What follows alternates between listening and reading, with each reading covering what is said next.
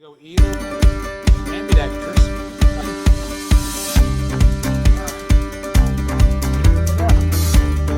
Anything between probably down. Okay, so there we've got which lights do you want. Hi, I'm Craig with Craig's Car Care, and today another weekend short. Today, taillight bulbs, or more importantly, how to get this lens assembly out. This is our 2013 Chevrolet 2500 HD, but the vast majority are just the same. Okay, before we get started, let's talk about which bulb does what. We can see there's 1, 2, 3 bulbs in here. The clear one is going to be just one on each side. These are our reverse lights. To test this, we need the key on. We need to put it in reverse, and you can usually do it with the vehicle off, your parking brake on, and still get out and safely check your reverse lights. Remember, the vehicle's going to be where it can roll, so make sure that parking brake is on, your wheels are chalked, or you have somebody on there holding the brake pedal for you. On the Chevrolet, your running lights are also going to be your top and your bottom, and they're also going to be your stop lights. Each one of these bulbs has 2 filaments in it. One is the dimmer of the 2, that's your running lights, and of course the brighter ones are going to be for your stop lights. Let's go turn them on and see what happens.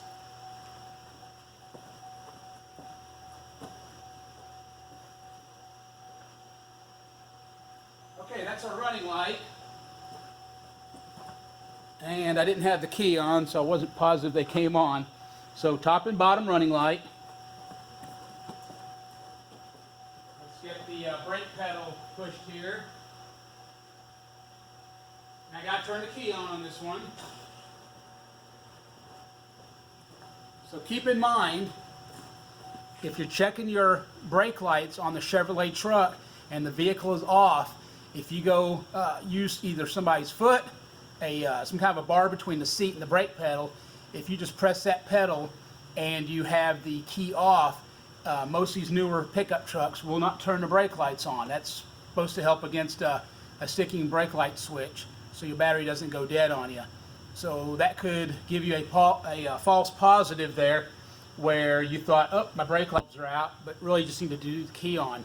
A good way to make sure that you just have something wrong here is check your high center stop and then the opposite tail light.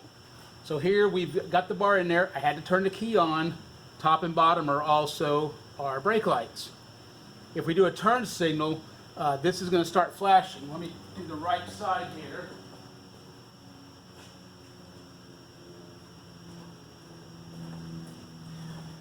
Now, a lot of people ask me, how does the turn signal work with the brake light at the same time? And it's a great question. Everything is routed, all the brake lights are routed through the turn signal switch there on your column, and then it's going through a flasher relay that's controlling the timing of the flashing. Not real high tech. Okay, so there we've got the turn signals working. And then for the reverse light,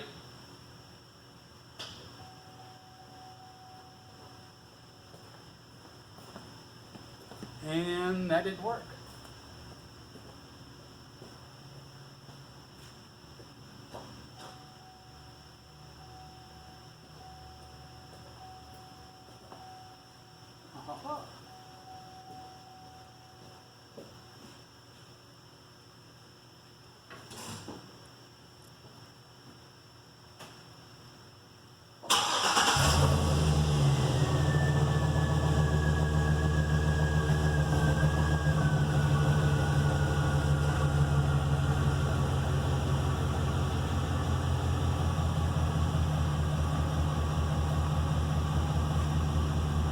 Okay, on the reverse light, I had to actually start the truck.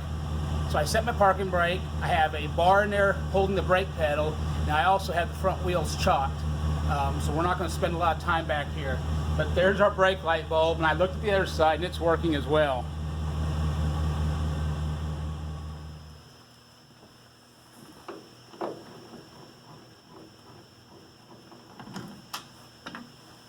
All right, get the top one out here. You can already see the lens is getting loose. If you use a battery-powered driver to do this, that's fine. Just remember when you go back in, don't just ram it home. These clips are just plastic back here with it's a metal clip retainer on a plastic tab. I'm going to show you that right now.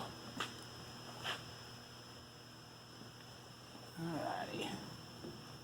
Alright, to get this out, really simple. Pull it back, hold it securely, and there's two dowels over here facing into a receiver over here to keep the front side of the lens from flopping around. So if you just rock it forward and backwards, it just pops right out. It's that simple. Here's these plastic pieces I was telling you about, and I have changed many a bulb and found these broken. The best reason for that is I can see the screws had been in and out before, and somebody had gotten overzealous with probably a gun or just really strong and broke these things. These screws are little bitty. They don't have to be that tight. Make them snug, feel them stop, and leave it alone after that. Alright, we talked about which lights do what. Let's pop these bulbs out. Give it a quarter twist counterclockwise and ease it out. That's for our top light. Quarter twist counterclockwise. There's our reverse light. And they're still hot. And a quarter twist. And there's our bottom one. Something I want to point out is if it's real dirty, like these are kind of dirty, you might want to hold it upside down and rub it off a little bit just to try and keep some of that dirt out of there. Alright. Now let's look at our bulbs here. Alright, so there's a dual filament, and I can hang on to it. It's cooled off. The bulb we're using on these 2013 pickups is a 3047. And I did notice that it's the same bulb in all three locations. So top running, top stop, middle reverse, or the bottom running and stop are all the 3047, and then there's an LL at the end. I'm not sure if you can get it without that. It's just part of the part number. So 3047, and kind of nice they use the same bulb because you can keep a couple spares in the glove box or toolbox at the house and not have to have an extra 2 or 3 different bulbs just for one light assembly. So pretty straightforward. Now let's get it switched back in. Okay, let's pop our bulbs back in here, and they're going to go either way, ambidextrous. Somebody's asked me about touching the glass on these bulbs, if it'll make them fail sooner. On headlights, on the 50-watt halogen lights, you definitely don't want to touch those bulbs with a bare hand because the oil is enough that as they get superheated to cause them to fail a little sooner. These bulbs aren't quite so critical. I always tell people, and when we're doing it, use your shirt or something. Just don't have any grease or oil on your fingers, and put your bulb in, and you'll be in great shape. So there's one. Here's our reverse light, and I left the other one in. And there's our bulbs all put back in there. And let's grab our light assembly here. And same thing, get it oriented the right way. We don't want to twist our wiring. Remember, these pegs are going to be what goes into these holes here. So now that we're set, we can start with either direction. Line it up and feel it drop in and turn it clockwise. Something I noticed on the tail light on the top, they even told you which way to go to remove it, so that can be handy. Alright, same thing on the middle one. I'm going to line it up a little bit and quarter turn, and we're locked in. Same thing on the bottom one. Well, I don't have so much slack to play with here. Quarter turn, and I'm back in. I'll line it up and push them in. Now, something we always do before we pop our screws back in, let's just make sure the light bulbs work. Alright, so I'm going to go turn everything on and let you take a look.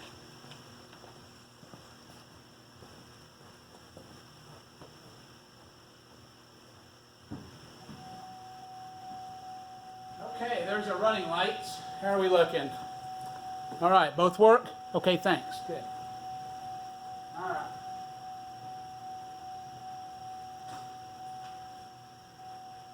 There's our right turn signal. How we looking? All right, looks like they're working.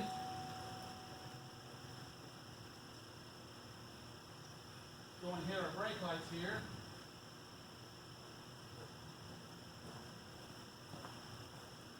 All right, how about I turn that turn signal off?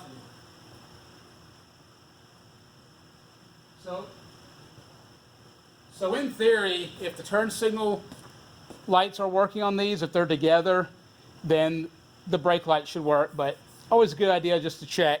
Limit your surprises. Well, now let's check that reverse light. My wheels are still chopped, but I'm going to try it and put it in reverse. Nope, they are still not going to come on until I start it. All right, parking brake on.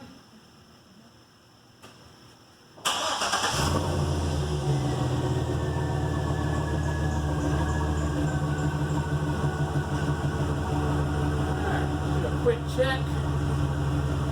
Everything looks good.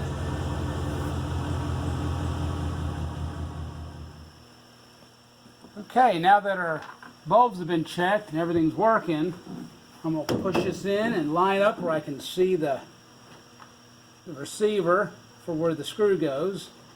Got it started there. Start the top here.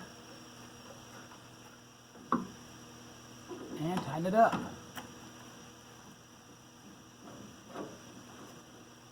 Like I said, I just made it snug till it stopped, and that was it. Not going to go crazy here on this stuff here. All right, and that's it. All righty.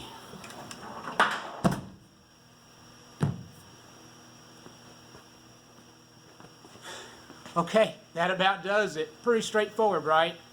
Take a look at it. You can get your bulbs, the 3047 double L's, ahead of time, and you really don't have to wait for these to go out to change them.